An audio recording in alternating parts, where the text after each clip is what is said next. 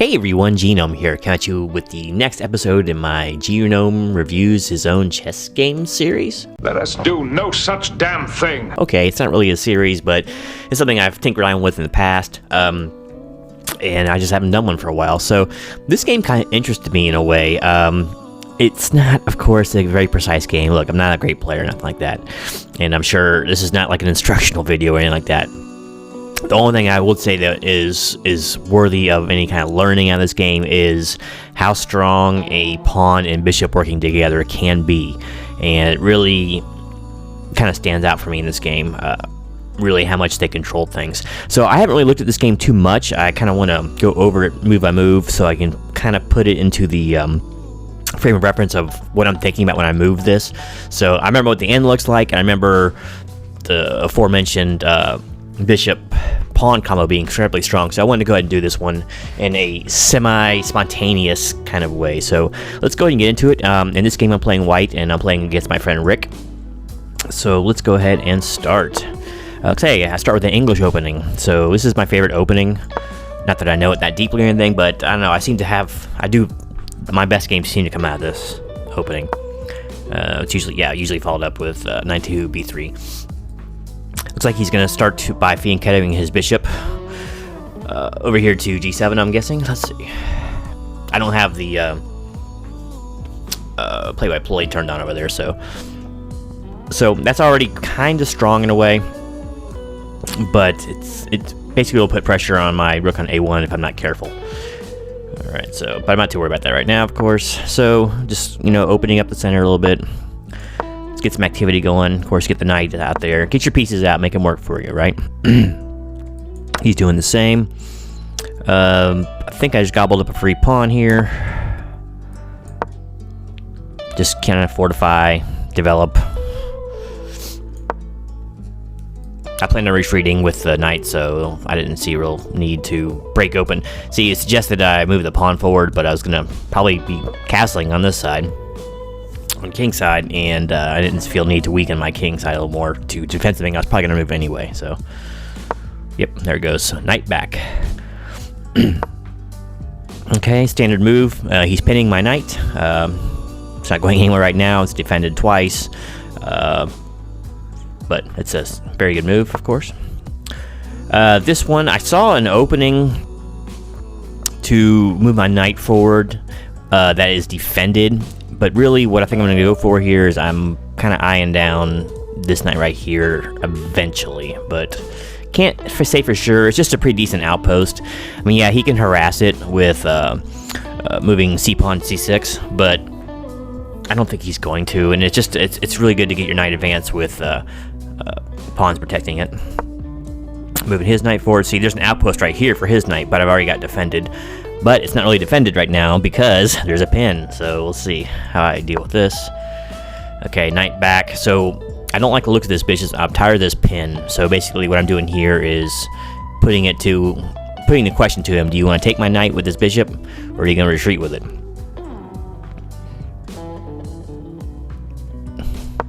And he doesn't do that. He just fortifies it. So his bishop is protected twice.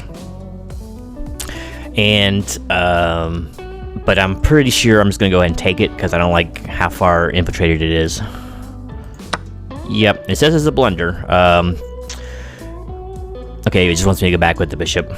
That's solid too. And my bishop is hanging here, technically speaking, and it would hang with a check. So, yeah, bishop was definitely the play there. I don't know if he catches it or not.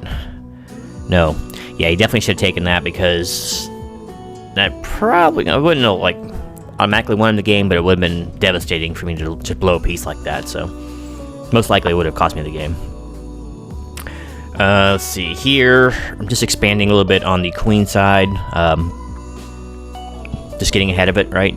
I don't really see an attack right now on the king side for him. I mean, me attacking him at all, so I'm going to expand on the queen side a little bit here, it looks like.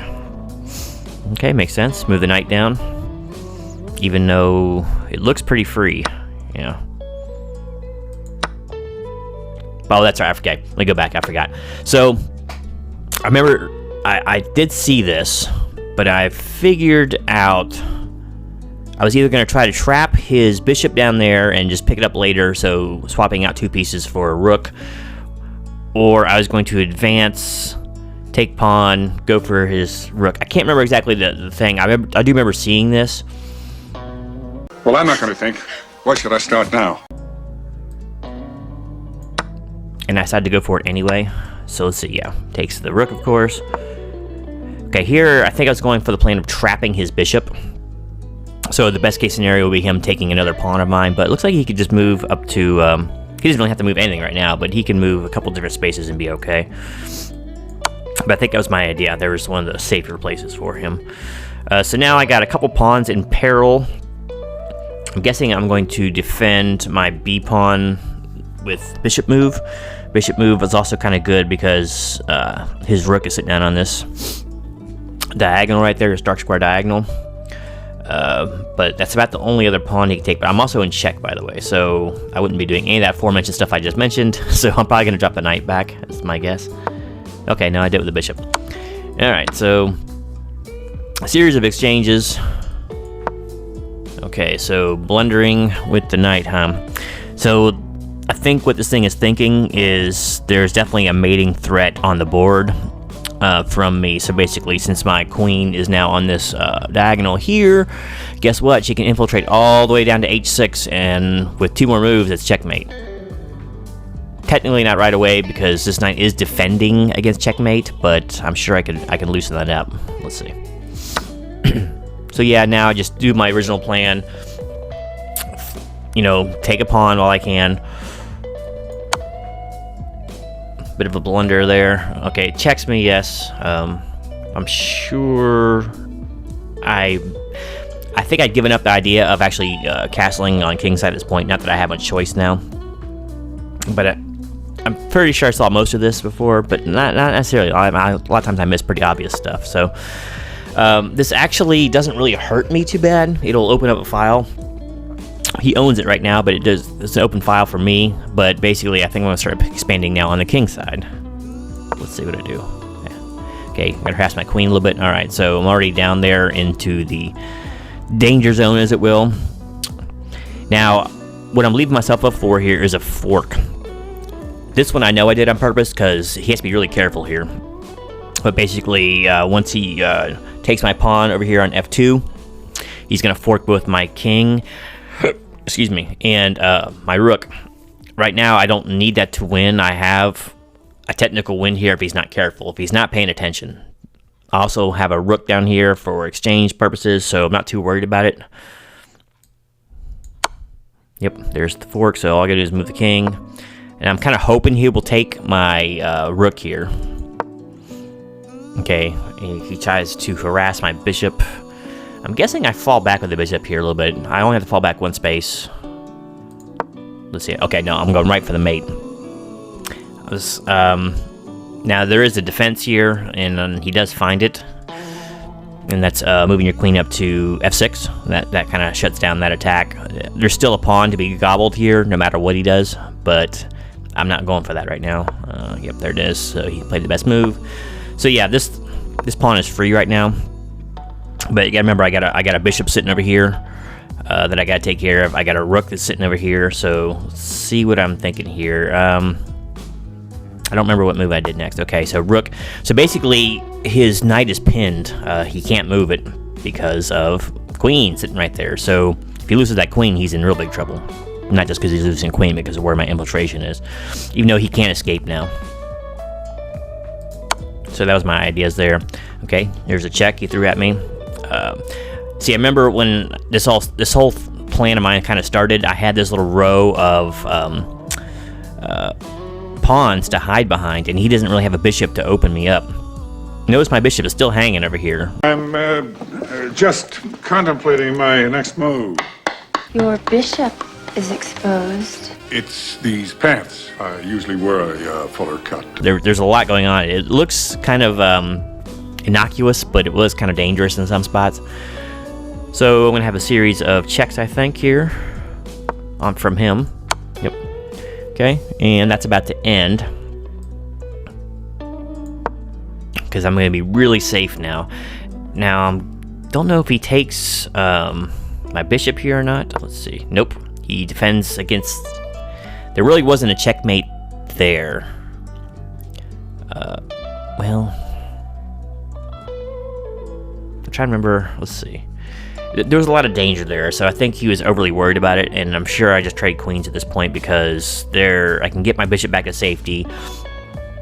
I'm technically, I guess, up material just a little bit here, but let's see. Actually, I'm down material. I was down material, actually, but I'll still be down. But I do like my position here because, remember, he did all that. I do have a bishop hanging here, and this knight. There's also a pawn here that's going to open up. It's defended by, or, that square will be defended by my knight, so. Okay, so I'm attacking that pawn again. It's wanting me to take the knight, but I really wanted to save my bishop here, because it's getting down to the end game now. Open boards, bishops love open boards, and he has no bishop to challenge this mine, or queen for that matter, so it's going to be really a powerful piece. And then look where I put it. This is going to come into play a little bit later, but this is a very, very powerful two-piece, fortress here. So,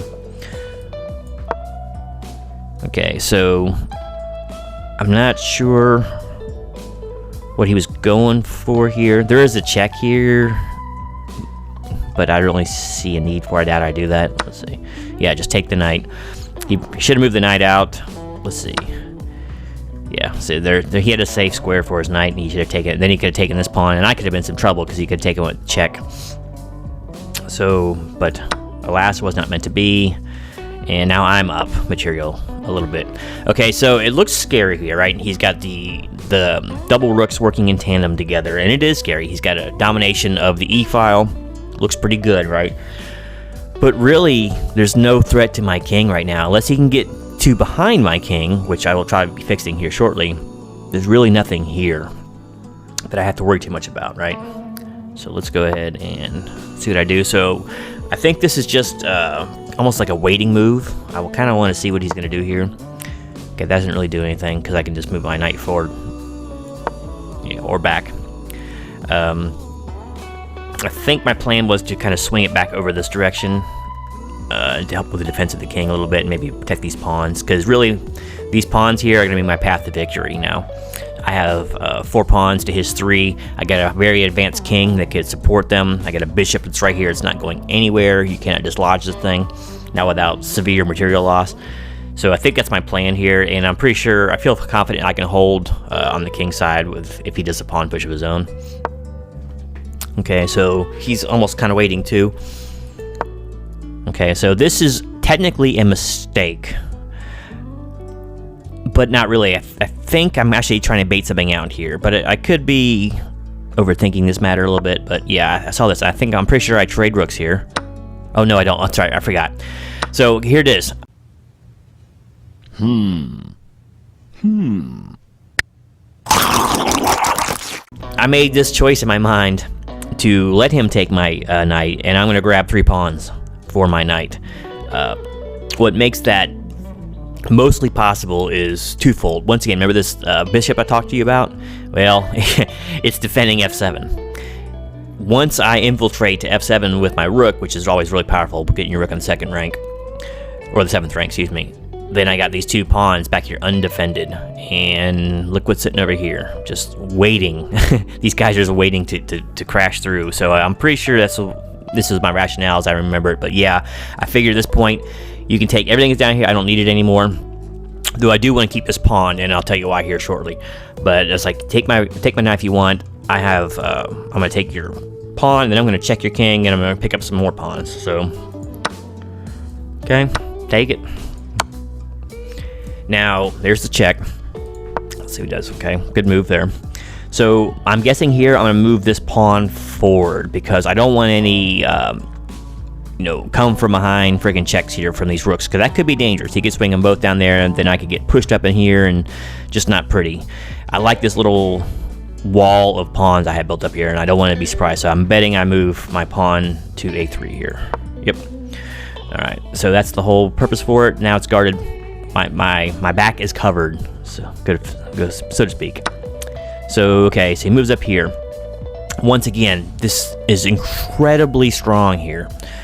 For one thing, well, let's talk about a couple of things actually, but one thing, this rook here is not to be dislodged easily, and it's completely cutting off his king from any help and support over the side, right? There's that. This keeps the pawn here safe, so there's no checks to be had here. Now without, once again, severe material loss. This keeps him from advancing c7, or excuse me, c7 and c6. I guess he could, double up, but then I could just take en passant, and he's in really big trouble then. So really, this is incredibly powerful. Just these two, a lowly pawn and a bishop, really taking over this game. It also had the side effect of defending this pawn on g2. So there was just a lot of good stuff going on here with this. I love this thing. It's the whole reason I made the video, is because how strong this wound up being. Okay, so I'm going to start gobbling up pawns like the plan. It's a good idea. Get his king into the action, but really, look what's going on here. He can't really approach. He can approach the really long way, but at that point, it's going to be way too late. So I just gobble that one too.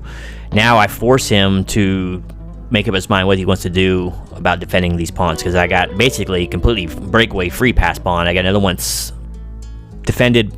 I'm not going to move this one anytime soon, but yeah, I got a runaway pawn here. He has to figure out what he's going to do, and it's supported. Okay.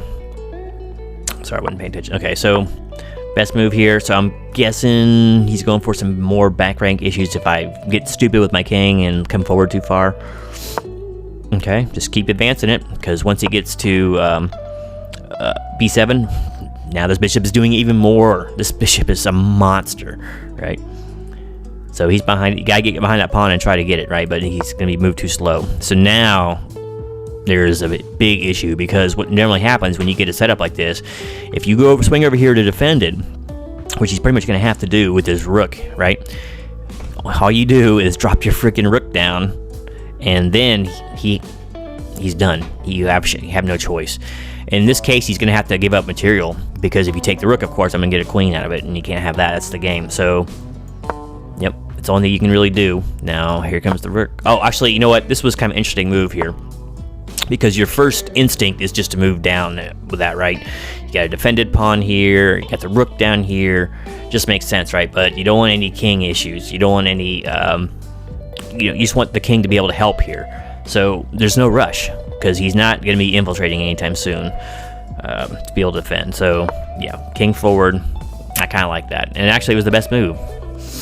So I'm going to go down here and further support this, and eventually he's just going to be out of defenders here. So, but because look at right now, material's equal, right?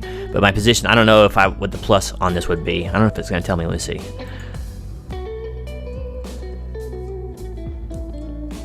Yeah, so I'm plus 2-5 or something right now, but so put that little move. So there it is, back rank problems. So what am I going to do? Move that pawn forward. King is completely safe. And it actually wanted me to give up the king, or possibility of giving it up, but why open yourself up to back rank issues? Yes, I can move it down further, but really, I think I have the game pretty much locked in, so there's no sense getting cute, right? Okay, so now he's trying to get the king in there, but I can't remember if I moved my bishop down. No, okay, so now it's time to go for it. Now he has no choice, and since he moved the rook over from the b file, this would be just basically a free rook, but what choice does he have? Yeah, so he has to take, and there's my free rook. So I actually moved my bishop finally. It pained me to do so, but it's still doing everything it needs to do, right? It's still defending this pawn, which I don't really need anymore, but then I can move it right back if I need to. It's stopping his advancement of the d-pawn, which would already be stopped anyway, but whatever. So there's a lot going on here. Now I'm up a full rook, so this is really pretty much over, and now the whole point of the game is going to be advancing probably just my a pawn to victory, right? And you still gotta be careful. So I think I was just supporting my pawn. I was probably going to push my pawn here, clear that out, that sort of thing. But anyway, so he moves this down, and so I think now I decided to completely trade down. Okay, yeah, what that does is it pulls this king even further from the action, and I can cut him off very easily. and then advance my king. But this is basically the end, so move the king forward and resign. Because at this point, just move your bishop up 1, move your king up 1 more, and then just push that pawn. There's nothing you can do to stop it. You didn't know how to approach it. But yeah, it was just, I don't know, I thought this game was kind of cool. Not a whole lot of fireworks, but this, this little pawn and bishop island that I made here was so strong, and it stayed there for quite a while.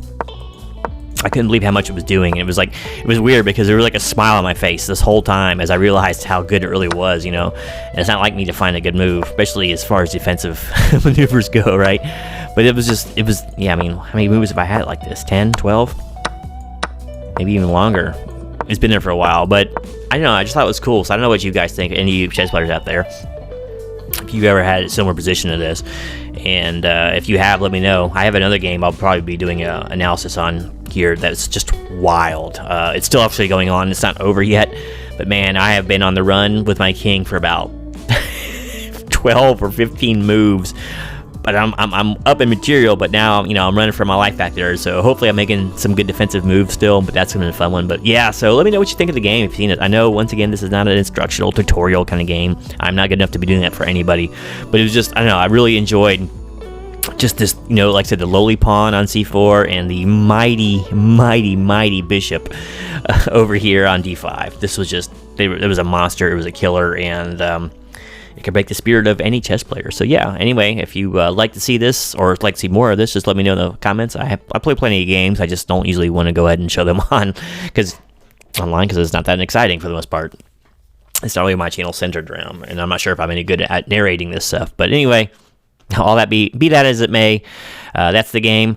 And like I said, stay tuned for more of whatever content I decide to put out here in the near future, and maybe some more chess games. Hopefully that Wild and Crazy one, because that's going to be fun. I just want it to be over with so I can record it. Anyway, thanks for watching. Until next time, this is Genome, just really loving his bishops and pawns.